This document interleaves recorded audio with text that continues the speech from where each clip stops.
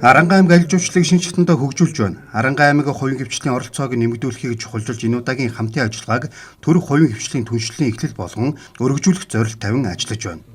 Аймгийн цэг дарга аль жуулчлалын чиглэлээр хууль эрх зүй бодлогын баримт бичиг Монгол Улсын засгийн газар болон аймгийн иргэдийн төлөвчдийн хурлаар баталсан маршрутууд, тогтмол ивентүүд аймгийн аль жуулчлалын салбарын одоогийн нөхцөл хүчин чадал, ирж байгаа жуулчдын тооны үзүүлэлт зэрэг олон талын мэдээллийг өгчээ.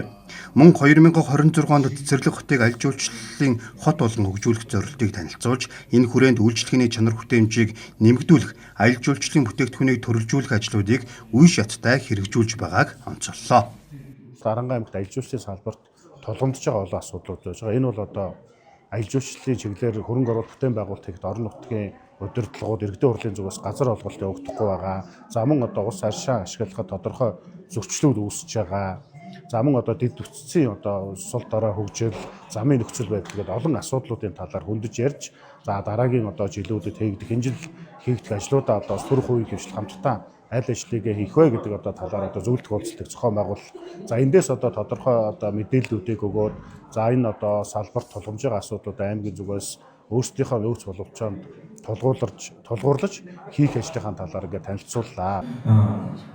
Аранга аймгийн аль жуулчлалын онцлог нь Ара комплекс юм. Энэ удаагийн аль жуулчлалын салбарынхны зөвлөгөөнд Ара фестивал 2026-гийн бэлтгэл ажил байлаа. Энэ зуны Ара фестивалийн нүүр царайгаар Physical Asia шоуны оролцогч Австралийн багийн оролцогч Эдийг сонгожээ. Шоуны оролцогч циркчин Монгол Улсын гавьяа жүжигчин Лав Гочрын циркийн тоглолтыг 6 удаа тоглуулахаар бэлтгэл хангаж циркийн барилгыг барьж эхэлсэн байна. Мөн дэлхийд хүлээмж шүрэгдсэн дуучин Ариун Баатар хүү амтлаг тоглолтоо ихээр гэрээгээ байгуулжээ.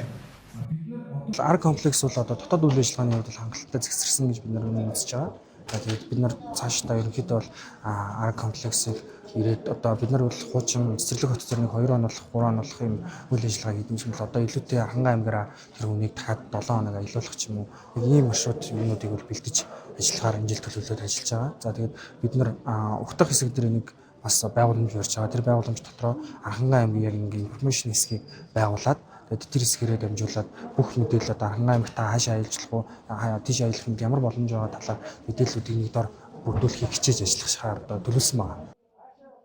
Малчин кемп хөтөлбөрийг сайжруулан хөгжүүлэх хүрээнд гэр бүх захим захиалгын системтэй хамтран ажиллах санамж жижиг байгуулжээ. Энэ нь аялал жуулчлалын салбарт дижитал шийдлийг нэвтрүүлж, нутгийн иргэдэд түшиглсэн аялал жуулчлалыг дараагийн шатанд гаргахад чухал ач холбогдолтой юм.